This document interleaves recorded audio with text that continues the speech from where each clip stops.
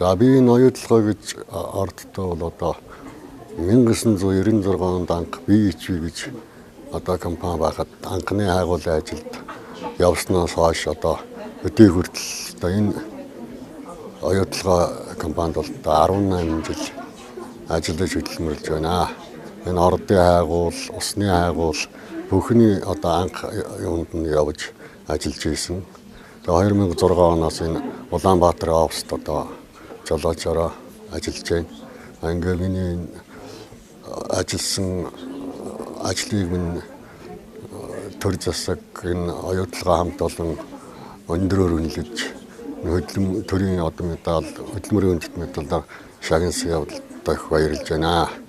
Тэгээ энэ одоо цог хамтран ажиллаж байгаа хамт олондоо одоо цаашд одоо ажлын их амжилт гаргаж эрүүл удаанаас олж явахыг хүсээрэй доо.